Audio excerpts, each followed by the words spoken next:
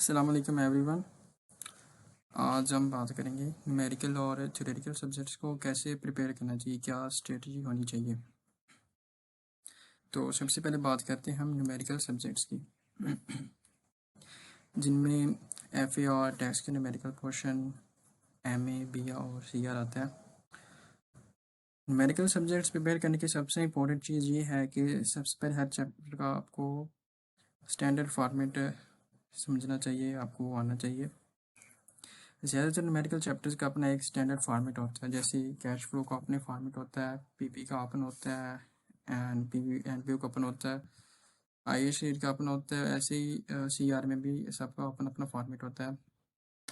Management accounting में होता है कि वो उसका कोई स्टैंडर्ड फॉर्मेट नहीं होता। हाँ, पर टीचर आपको वो तकरीबन ये कोशिश होती है उनकी कि वो आपको हर एक क्वेश्चन स्टैंडर्ड फॉर्मेट में सॉल्व करवाएं। इसी से आपको इस चीज़ का अंदाज़ा हो सकता है कि फॉर्मेट कितना ज़्यादा इंपॉर्टेंट होता है, क्योंकि जब एक टीचर खुद आपको फॉर्मेट में क्वेश्चन करवा रहा है तो उसका मतलब ये है कि फॉर्मेट बहुत ज़्यादा इंपॉर्टेंट है। मेरी एडवाइस ये है कि कैलकुलेशन से पहले फॉर्मेट्स पर कमांड हासिल करो। अब सवाल ये है कि इसका क्या फ़ायदा है।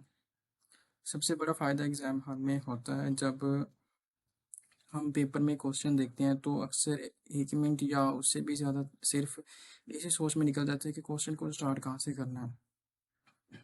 शायद अभी ये बात भी फील ना हो, लेकिन जब आप टेस्ट या एक्चुअल पेपर अटैम्प्ट करोगे तो खुद ही रियलाइज़ होगा कि ये टाइम वाकई वेस्ट होता है। लेकिन अगर आपको हर चैप्टर का फॉर्मेट याद हो तो जैसे ही रिक्वायरमेंट पढ़ोगे फ़ौरन समझ आ जाएगी कि किस चैप्टर का क्वेश्चन है और इसका फॉर्मेट क्या होगा।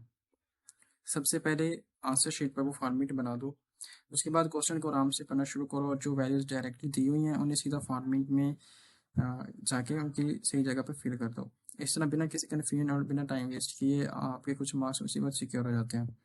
फिर जो रिमेनिंग एडजस्टमेंट्स होती हैं उनकी वर्किंग्स अलग से कर लो, और अगर किसी कैलकुलेशन में मिस्टेक भी हो जाए तो तब भी कम अज़ कम आपको ये तो पता होगा कि उसको वैल्यू को फॉर्मेट में किस जगह लिखना है। एग्जामिनर अक्सर करेक्ट मेथड और प्रेजेंटेशन के भी मार्क्स दे देता है। सबसे इम्पोर्टेंट बात यह है कि फॉर्मेट आपको कॉन्फिडेंस देता है। सोचो अगर आपको कोई क्वेश्चन बिल्कुल भी ना आता हो लेकिन फॉर्मेट याद हो, आप फ़ौरन फॉर्मेट बना दो। जितनी कैलकुलेशंस आती हैं उतनी कर लो। अगर कुछ कैलकुलेशंस गलत भी हो जाए तब भी प्रेजेंटेशन मेथड और सही प्लेसमेंट की वजह से आपको कुछ मार्क्स ज़रूर ले सकते हो। और इस तरह अगर किसी एक पोर्शन में आप परफेक्ट नहीं भी हो तब भी उसमें अच्छे मार्क्स निकाल सकते हो।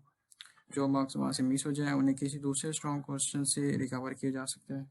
इसी स्ट्रेटजी की वजह से बहुत से स्टूडेंट सिर्फ क्वेश्चन सॉल्व नहीं करते, अपना ओवरऑल पेपर कॉन्फिडेंटली पास भी कर लेते हैं। जो शॉर्ट क्वेश्चंस होते हैं उनका न्यूमेरिकल जैसा कोई फिक्स्ड फॉर्मेट तो नहीं होता, लेकिन इनका भी एक पैटर्न ज़रूर होता है। मिसाल के तौर पे कॉर्पोरेट रिपोर्टिंग में अक्सर जनरल एंट्रीज पूछी जाती हैं, या फिर ये पूछ लिया जाता है R1 में या कॉर्पोरेट रिपोर्टिंग में कि कौन सी चीज़ इनकम स्टेटमेंट में जाएगी, कौन सी बैलेंस शीट में जाएगी।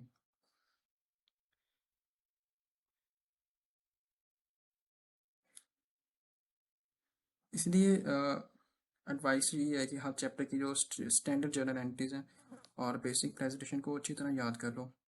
अगर आपने सर अदनान की बुक से तैयारी की है तो आपने देखा होगा कि उन्होंने सिर्फ फॉर्मेट से ही नहीं दिए हुए होते अपनी बुक में, बल्कि जर्नल एंट्रीज भी दी होती हैं। उनका भी फॉर्मेट दिया होता है कि कौन सी जर्नल किस चैप्टर की जर्नल एंट्रीज किस तरह की होती हैं।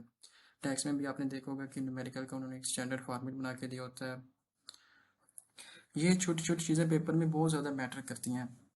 अब बात करते हैं थ्योरेटिकल या केस स्टडी वाले सब्जेक्ट की। इन सब्जेक्ट्स में एडवाइस ये है कि क्रैमिंग पर ही फोकस मत करो। आजकल पेपर डायरेक्ट क्रैमिंग से ज़्यादा केस स्टडीज आती हैं, इसलिए आपका मेन फोकस कॉन्सेप्ट्स को समझने और उन्हें अप्लाई करने पर होना चाहिए। कुछ सब्जेक्ट होते हैं जैसे ये सीलो हो गया, सीलो का पोर्शन हो गया, इसमें क्रैमिंग कोई ना वो केस स्टडी बना के पूछ लेता है ज़्यादातर।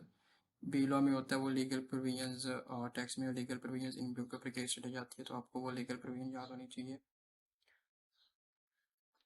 उसके बाद आती है जो ऑडिट है, ये तो भाई नहीं आती इनमें ना फ्रेमिंग में ना केस स्टडी में, ये इसका सबसे अलग होता है हिसाब। अगर तो आप ऑडिट दे रहे हो तो आपको सिर्फ जनरल प्रोसीजर्स नहीं याद होने चाहिए, आपको उसको अप्लाई करना तो सिचुएशन के हिसाब से। हाँ, और दूसरी बात इसमें क्रैमिंग पे आपने ज़्यादा टाइम नहीं लगाना ऑडिट में।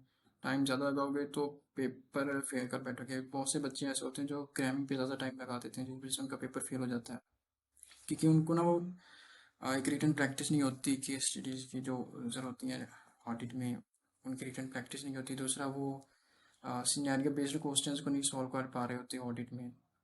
वहाँ पे जनरली इतना कुछ नहीं आता ऑडिट में, वहाँ पे सिनेरियो बेस्ड ज़्यादा चीज़ होती है।